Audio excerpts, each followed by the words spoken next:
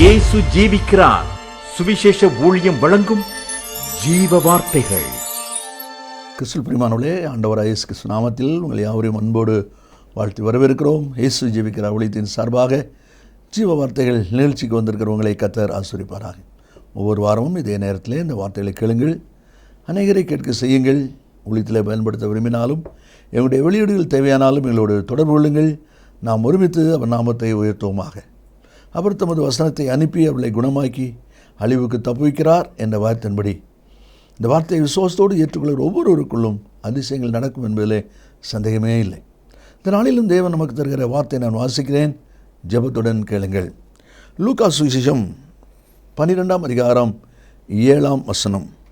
உங்கள் தலையில் உள்ள மயிரெல்லாம் எண்ணப்பட்டிருக்கிறது, ஆகையால் பயப்படாதிருங்கள். உங்கள் தலையில் உள்ள மயிரெல்லாம் எண்ணப்பட்டிருக்கிறது, ஆகையால் பயப்படாதிருங்கள். இந்த வார்த்தை குறித்து சில நாட்களாகவே ஆவியானவர் என்னோடு பேசி கொண்டிருக்கிறார். இது என்ன ஆண்டவரே, இதில் என்ன வார்த்தை, என்ன காரியம் என்று சொல்லி நான் ஆண்டோட சமூகத்தில் யோசிக்கிறேன், ஜெபிக்கிறேன். ஆண்டவர் சில காரியங்களை வைக்கிறார். அதாவது இந்த வார்த்தை கவனிங்கள். உன் சரீரத்தில் முடியெல்லாம் எண்ணி வச்சிருக்கு அப்படி பைபிளில் சொல்லலை. உங்கள் தலையில் உள்ள மயிரெல்லாம் முடியெல்லாம் எண்ணப்பட்டிருக்கிறது, ஆகையால் பயப்படாதிருங்கள் என்று சொல்லி அந்த வார்த்தையை சொல்வதை நாம் அதில் பார்க்கிறோம். நம்முடைய தலையில் இருக்கிற முடிக்கு என்ன அப்படி ஒரு விசேஷம்?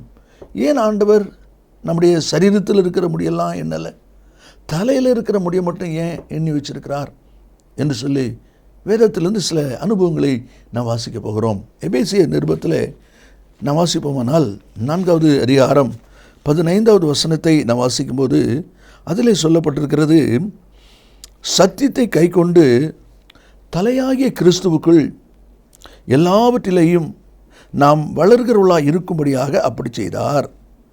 தலையாகிய கிறிஸ்துவுக்குள், தலையில் இருக்கிற முடியெல்லாம் எண்ணப்பட்டிருக்கு என்றால் தலையாகிய கிறிஸ்துவோடு அந்த முடிக்கு தொடர்பு இருக்குது. ஏன்னா அது தலையில் இருக்கிற முடி.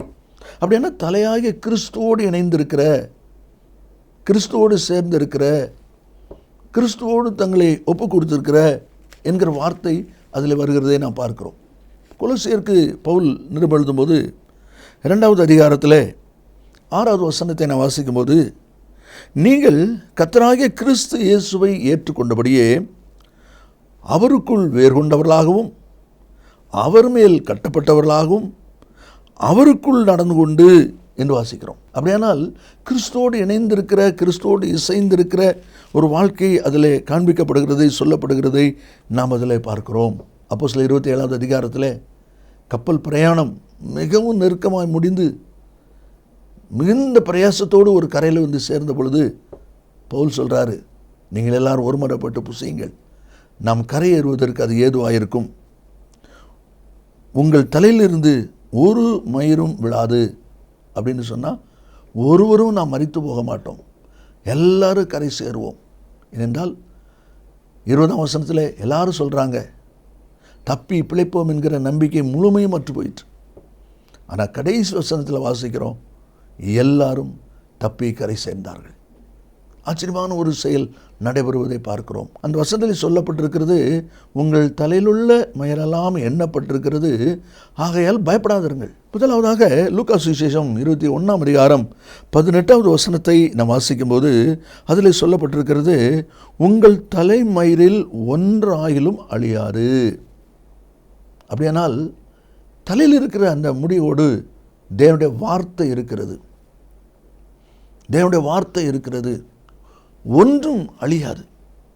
இல்லை என்று சொன்னால், இன்னொரு விதத்தில் சொல்ல வேண்டுமானால், ஒன்றும் அதை அழிக்க முடியாது. காரணம், தேவனுடைய வார்த்தை அதோடு இருக்கிறது.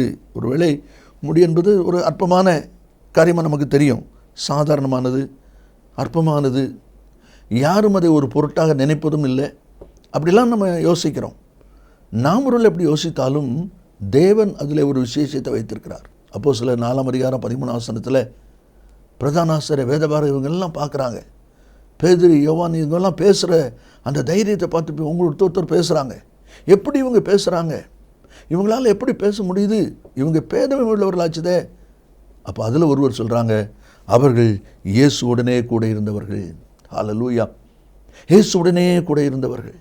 படிப்பறியாத உண்மைதான், பேதமை என்பது உண்மைதான், அவங்களுக்கு ஒன்றுக்கு லாய்க்கில்லாத ஆட்கள் எல்லாம் உண்மைதான். ஆனால் இயேசுவோடு இருந்தவர்கள். என்னாகமம் 22ஆம் அதிகாரம் 12ஆம் வசனத்தில் நான் வாசிக்கும்போது, பாலாக் பிலேயாம் மூலமாக இஸ்ரவேல் ஜனங்களை சபிக்கணும் அப்படி சொல்லும்போது ஆண்டவர் சொல்கிறாரு, அந்த ஜனங்களை நீ சபிக்க வேண்டாம், அவர்கள் ஆசீர்வதிக்கப்பட்டவர்கள், அவர்கள் ஆசீர்வதிக்கப்பட்டவர்கள். இந்த வார்த்தை கேட்கிற அன்பு நேச பிள்ளைகளே, தலையாகிய கிறிஸ்துவோடு இணைந்திருக்கிற ஒவ்வொருவரும் ஆசீர்வதிக்கப்பட்டவர்கள், அவர்களை அழிக்க முடியாது. மத்தேயு 5ஆம் அதிகாரம் 36ஆம் வசனத்தில் அதனால தான் கர்த்தர் சொல்லுகிறார், தலைமயிரை வெண்மையாக்கவும் கருப்பாக்கவும் ஒருவனாலும் கூடாது. என்ன அருமையான வார்த்தை பாருங்கள். சில சமயத்தில் டை அடிக்கிற ஆட்களை பார்க்குறோம், அவங்க அடிப்பாங்க, ஆனால் ஒரு வாரம் கழித்து பாருங்கள், முளைக்கும் போது வெள்ளை முடி தான் வரும், திரும்ப டை அடித்து தான் ஆகணும், மற்றபடி மாற்ற முடியாது. ஏன்னா வார்த்தை பொய் ஆகாது, வார்த்தை உண்மை உள்ளது. ரெண்டாவது ஒரு அனுபவத்தை நான் வாசிக்கிறோம். தானியேல் புஸ்தகம் 3ஆம் அதிகாரம் 27வது வசனத்தை நான் வாசிக்கும்போது அதில் சொல்லப்பட்டிருக்கிறது, அவருடைய சரீரங்கள் மேல் அக்கினி பலம் செய்யாமலும் அவருடைய தலைமயிர் கருகாமலும் இருந்தது. அவருடைய தலைமயிர் கருகாமலும் இருந்தது. பாருங்க, முடி லேசாக நெருப்பில் கரியிடும். சில சமயம் நானும் பார்த்துருக்குறேன், பால் காய்க்கும்போது ஸ்பீடாக பொங்குது அப்படின்னு சொன்னால் டக்குன்னு அந்தால் கையை பிடிச்சி தூக்கிட்டா பார்த்தா திடீர்னு முடி எரிஞ்ச வாடா தெரியும். கையெல்லாம் ஒன்றும் சுடாது, பார்த்தாச்சுன்னு கையில் இருக்க முடி கரியிடும். அவ்வளவு எளிதாக கருகக்கூடியது தான் முடி. ஆனால் 7 மடங்கு அக்கினி, சாதாரணம் இல்லை, 7 மடங்கு அக்கினி போட்டிருக்காங்க. அந்த 7 மடங்கு அக்கினி எழுந்த போதிலும் அந்த வார்த்தை தெளிவாய் சொல்லப்பட்டிருக்கிறது, அவருடைய தலைமயிர் கருகாமலும் என்று சொல்லி நாம் பார்க்கிறோம். ஏன் 7 மடங்கு அக்கினியில் அந்த தலைமயிர் கருகலை? காரணம், 4வது நபர் ஒருவர் இருக்கிறார். அந்த 4வது நபரை குறித்து எபிரேயர் 12ஆம் அதிகாரம் 29வது வசனத்தை நாம் வாசிப்போமானால் சொல்லப்பட்டிருக்கிறது, நம்முடைய தேவன் பட்சிக்கிற அக்கினியாக இருக்கிறாரே. நம்முடைய தேவன் பட்சிக்கிற அக்கினி. அப்படியானால் பட்சிக்கிற அக்கினியாகிய தேவன் 7 மடங்கு விறகினால் உண்டாகிற அக்கினியை பட்சித்து போட்டார். அந்த 7 மடங்கு விறகுனால் உண்டாகிற அக்கினியை பட்சித்து போட்டதுனால அந்த விறகுனால் உண்டான அக்கினி இந்த தலைமயிரை கருக பண்ண முடியவில்லை. என்ன அதிசயமான காரியம் பாருங்கள். காரணம், தலையோடு இணைஞ்சிருக்கு. தலைமயிர் கருகவில்லை என்பதைத்தான் அந்த வார்த்தை நமக்கு அழுத்தமாய் சொல்லப்பட்டிருக்கிறதையும் நாம் அதில் பார்க்கிறோம். அப்படியானால் தேவனுடைய பிள்ளைகளை நாமும் நம்முடைய வாழ்க்கையிலையும் இப்படி நமக்கு சில நஷ்டத்தை உண்டாக்குவதற்கு ஜனங்கள் பிரயாசப்படுவாங்க. இவங்களை காலி பண்ணிடணும்னு சொல்லி தான் அங்கே அக்னியில் போட்டிருக்கு. ஆனால் அவங்கள காலி பண்ண முடியலை, தலைமயிர் கூட கருகலை. சவுல் ராஜா தன்னுடைய மகள் மீகாலை தாவீதுக்கு திருமணம் பண்ணி கொடுக்க ஆசைப்படுறான். அதில் என்ன நோக்கம் இருக்குது என்று சொல்லி பார்த்தா, எனக்கு பரிசாக வேறு ஒன்றும் வேண்டாம், பெலிஸ்தருடைய 100 நுனித்தோல் வந்தால் போதும். அப்போ என்ன செய்யணும்? 100 பேரை கொன்று 100 நுனித்தோல் வந்து கொடுக்கணும். இதுதான் அவனுடைய திட்டம். எதுக்கு அந்த காரியத்தை வச்சிருக்கிறான்? 1 சாமுவேல் 18ஆம் அதிகாரம் 25ஆம் வசனம் சொல்லுகிறது, தாவீதை பெலிஸ்தர் கையில் விழப்பண்ணுவதே அவனுடைய எண்ணமாக இருந்தது. பார்த்தீங்களா?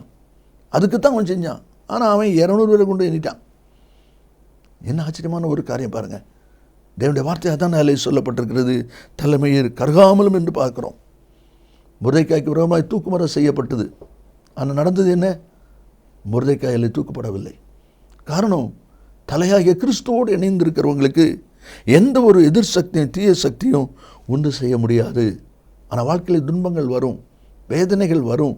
அதே தான் சங்கீதம் 34:19 நாம் வாசிக்கிறோம், நீதிமானுக்கு வரும் துன்பங்கள் அநேகமாக இருக்கும், கர்த்தர் அவை எல்லாவற்றிலும் நின்று அவனை விடுவிப்பார். இனி 3வது ஒரு அனுபவத்தை நான் வாசிக்கும் போது நியாயாதிபதிகள் புஸ்தகம் 16ஆம் அதிகாரம் 22வது வசனத்தை நான் வாசிக்கும் போது அதில் சொல்லப்பட்டிருக்கிறது, சிம்சோனுடைய தலைமயிர் சிரைக்கப்பட்ட பின்பு திரும்பவும் முளைக்க தொடங்கிற்று. அப்படியானால் அவனுக்குள்ளே பழையபடி அந்த பலன் உண்டாக ஆரம்பிக்கிறது என்று சொல்லி அர்த்தம். இந்த வார்த்தையில் கேட்கிற அன்பு நேச பிள்ளைகளே, அந்த வார்த்தையில் நாம் பார்க்கிற காரியம் என்ன?